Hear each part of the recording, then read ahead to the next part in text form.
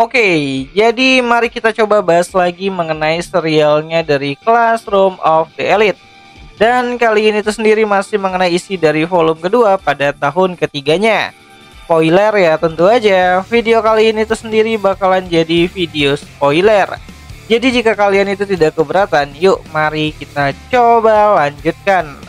Nah, jadi pada video kali ini POV masih dari karakter Horikita Suzune. Sudah lewat jam 8 malam ketika aku buru-buru keluar dari kamar dan turun menggunakan lift.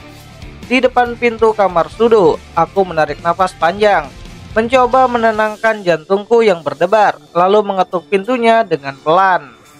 Dan beberapa detik kemudian terdengar suara langkah kaki yang terburu-buru dari dalam. Lalu pintu pun terbuka dengan gerakan kasar. Apa-apaan ini? Siapa yang berani ketuk-ketuk pintu jam segini? Ucap Sudo.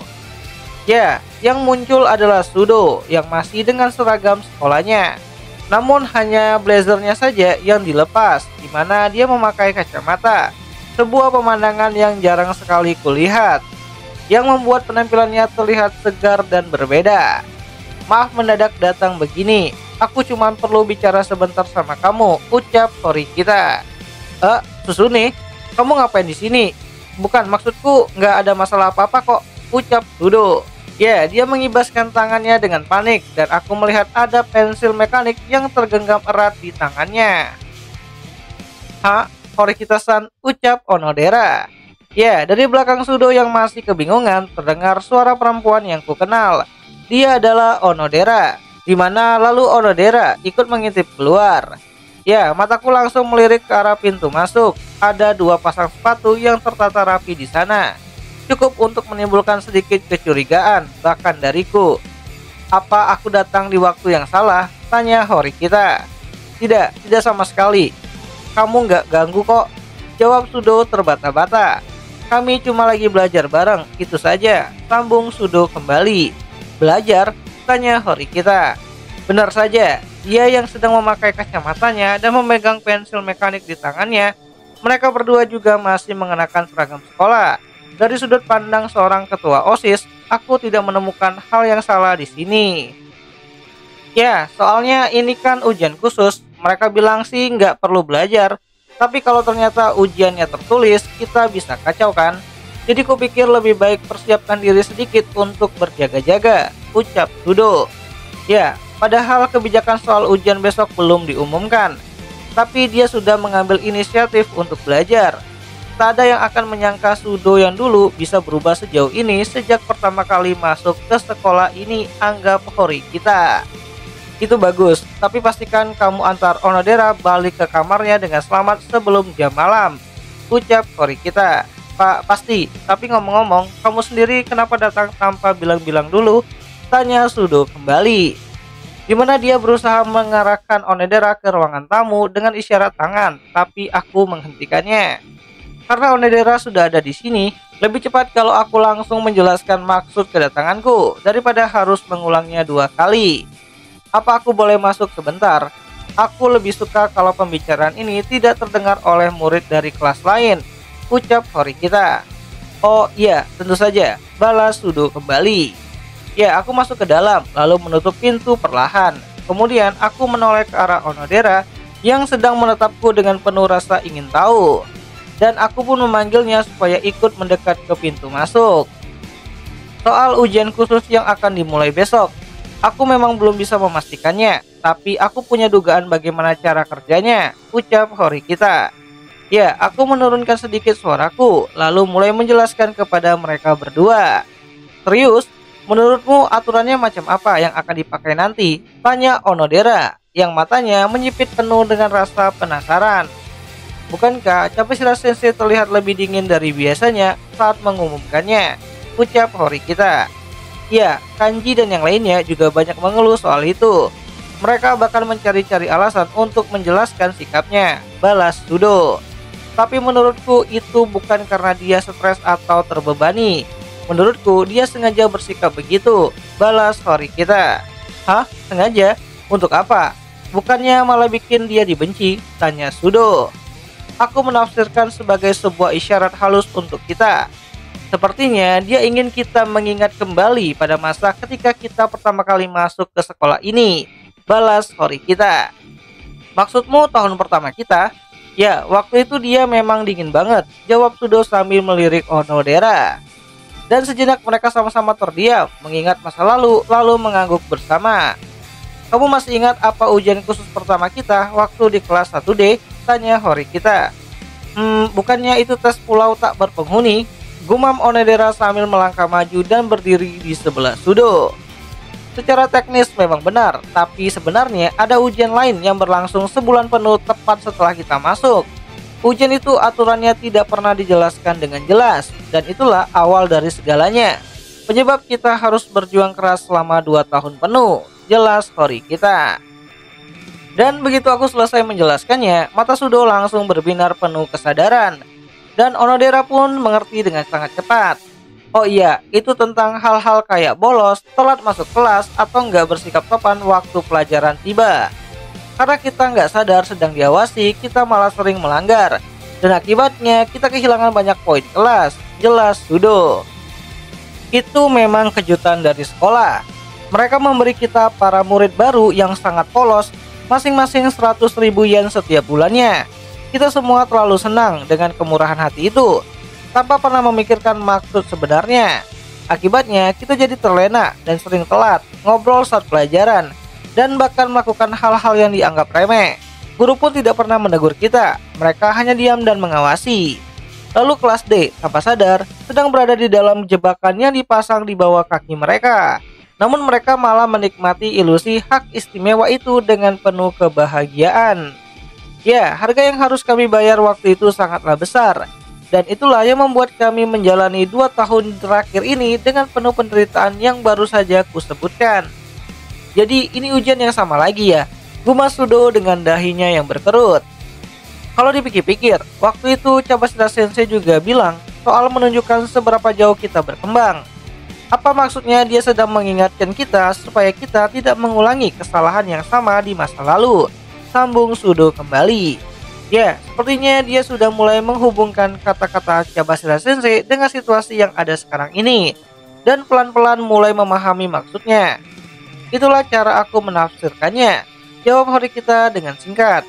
Karena itu, aku percaya ujian khusus kali ini mungkin punya aturan yang mirip, sambung Hori kita kembali. Kelihatannya masuk akal, sahut Onodera dengan ekspresi seolah baru menemukan titik terang. Atau lebih tepatnya, kalau dipikir-pikir memang itu satu-satunya kesimpulan yang logis, sambung Onodera kembali. Tentu saja, lanjut Hori kita. Masih ada kemungkinan kalau tes ini benar-benar berbeda, dan aturannya tidak ada hubungannya dengan itu. Kita tidak akan bisa menutup kemungkinan tersebut. Tapi tetap saja, waktu ujian khusus sebelumnya kita sudah belajar mati-matian. Dan sekarang aku bisa merasakan rasa frustasi menumpuk di antara teman-teman sekelas. Tidak ada jaminan kita bisa dapat hasil yang bagus kalau terus seperti ini, jelas Hori kita kembali. Mungkin memang tidak banyak murid yang bisa mempertahankan motivasi setinggi 2 orang ini, anggap Hori kita saat melihat Sudo dan Onodera. Jujur saja, strategi seperti ini mencoba mempersiapkan diri untuk 2 kemungkinan sekaligus malah kurang efektif untuk kelas kita, lanjut Hori kita. Akan jauh lebih gampang kalau kita bisa fokus ke satu hal saja, balas Onodera. Memang agak beresiko, tambah Hori kita. Kalau ternyata di hari H mereka bilang ujian berbentuk tes tertulis, bisa jadi kita benar-benar kacau. Tapi meski begitu, aku nggak tahu apa pendapat Sudo, tapi aku merasa ingin ikut rencana Hori kita, ucap Onodera kembali. Belajar memang bagus, tapi kalau dipaksakan secara berlebihan malah bikin capek dan akhirnya nggak maksimal. Strategi yang sederhana dan jelas mungkin justru lebih efektif buat kemenangan kelas, itu menurutku sih, lanjut Onodera kembali. Ya, aku berencana membicarakan ini ke seluruh kelas hari ini juga, supaya mulai besok semua orang benar-benar disiplin. Sedikit saja ada yang telat, itu bisa jadi satu penentu antara menang atau kalah, sambung Hori kita kembali. Kelas Ayano Koji dan Ichinose penuh dengan murid teladan. Mereka terbiasa menjaga perilaku, tidak pernah telat, tidak pernah absen, bahkan tanpa harus berusaha keras. Bagi kami, kesalahan kecil saja di awal bisa berakibat fatal. Kalau begitu, kita harus pastikan jangan sampai strategi ini bocor. Kalau Kanji dan yang lainnya tanpa sengaja ngomong keluar, itu bisa jadi masalah besar, ucap Sudo kembali. Betul, entah nanti kita bisa dapat keuntungan sejak hari pertama atau tidak, itu faktor yang sangat menentukan. Balas Hori kita kembali. Ya, apapun yang terjadi di kelas ini, aku yakin Ayano Koji pasti sudah mempertimbangkan hal ini dari awal. Dan kelasnya jelas sudah menyiapkan strategi menghadapi skenario ini. Ya, seperti yang dikhawatirkan Karuizawa, info itu bisa saja sudah bocor ke kelas D juga. Ayano Koji mungkin sudah memikirkan semuanya, ucap Sudo kembali. Ya, meskipun aku tidak mengatakannya secara langsung, sepertinya sudah mulai sampai pada kesimpulan yang sama.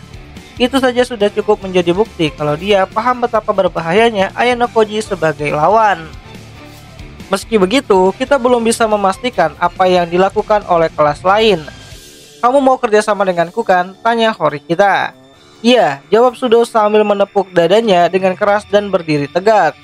Aku cukup tahu gimana caranya bikin Kanji dan yang lainnya patuh dengan aturan dan gak bocorin soal strategi kita ke siapapun, jawab Sudo. Ya, kepercayaan dirinya itu terasa cukup menenangkan. Tapi cuman menjaga Kanji dan yang lainnya tetap patuh nggak cukup, kata Hori kita dengan nada lebih serius. Ada masalah yang lebih besar, satu penghalang utama yang ada di kelas kita, sambung Hori kita kembali. Penghalang? Oh, aku mengerti sekarang. Makanya kamu datang ke sini. Benar kan, Suzune? Ucap Sudo yang langsung bisa menebaknya. Ya, bayangan orang yang sama terlintas di benak Onodera dan juga Sudo. Seseorang yang selalu membuat masalah dan tidak pernah mendengarkan siapapun. Dia bukan tipe murid yang suka bolos atau datang terlambat tanpa alasan. Tapi kalau soal sikapnya di dalam kelas atau gaya hidupnya sehari-hari, dia itu masalah berjalan. Kalau dia sampai bikin ulah sekali saja, peluang menang kita bisa langsung jatuh jadi nol, jelas Hori kita. Ya, untuk bisa bertahan dalam ujian khusus kali ini, kerjasama orang itu bukan hanya penting, tapi benar-benar sangat diperlukan. Tapi bukannya mustahil ya membujuk dia buat nurut sama aturan, tanya Onodera kembali. Kalau cuma ngomong langsung jelas nggak bakal mempan. Tapi aku punya rencana. Itu sebabnya aku mau coba datang ke kamarnya Koenji malam ini. Tapi aku belum pernah ke sana sebelumnya. Jadi aku butuh seseorang dari kelas kita yang ikut menemaniku untuk berjaga-jaga kalau terjadi sesuatu nantinya, jelas Hori kita. Pergi ke kamar Koenji sendirian itu jelas berbahaya, jawab Sudo dengan tegas. Kalau dia ngamuk bahkan aku pun gak yakin bisa menahannya sendirian. Jadi benar, kamu gak boleh pergi sendirian ke sana, sambung Sudo kembali. Sebenarnya bukan itu yang paling aku khawatirkan, tapi aku memilih tidak memperpanjang bahasan soal arah pikiran yang aneh ini. Kalau begitu, bolehkah aku meminjam Sudo sebentar? Tanya Hori kita kepada Onodera. Aku akan mengembalikannya dalam 10 paling lama 20 menit kemudian, ucap Hori kita kembali. Gak masalah buatku, kamu lakukan saja urusanmu, aku akan menunggu, jawab Onodera sambil memberi izin. Dimana Sudo langsung setuju dan kami berdua pun langsung buru-buru memakai sepatu dan melangkah keluar ke arah koridor bersama. Terus singkat cerita, akhirnya kami sampai di kamarnya si Koenji. Dan tanpa ragu, Sudo yang maju lebih dulu lalu mengetuk pintunya dengan keras. Namun tidak ada jawaban dari dalam. Dia belum balik ya, ucap Hori kita. Aku pikir dia sudah ada di kamar jam segini. Mungkin aku terlalu optimis. Tidak tahu, gumam Sudo. Tipe orang itu suka mengabaikan hal yang mengganggu. Gak heran kalau dia pura-pura gak dengar, sambung Sudo kembali. Ya, sambil berkata begitu, dia mengetuk pintu kamar Koenji berkali-kali dan kali ini dengan lebih keras. Ya, aku merasa lumayan terbantu, karena hal yang mungkin aku ragu lakukan ternyata bisa dia lakukan tanpa pikir panjang. Dan beberapa saat kemudian, setelah ketukan yang cukup menggema di lorong yang sepi tersebut, pintu kamarnya si Koenji akhirnya terbuka. Yo, Koenji, aku tahu kau ada di dalam, kata Sudo sambil menyeringai. Oh, rupanya cuma teman sekelas, kupikir siapa tadi, jawab Koenji dengan gaya sombong khasnya. Nah, jadi kurang lebih seperti itulah lanjutan untuk volume kedua di tahun ketiganya dari serialnya Classroom of the Elite. Dan jika kalian suka dengan konten seperti ini, kalian bisa bantu aku dengan caranya tuh tulis di kolom komentar, Bang lanjut bang, nanti akan aku coba lanjutin ceritanya secepat mungkin gitu kan, semoga aja nggak ada halangan. Dan ya akhir kata itu aja lah dulu mengenai video singkat kali ini, dan jika ada yang salah aku minta maaf, dan ya sampai jumpa ya di pembahasan anime yang lainnya. Jenny.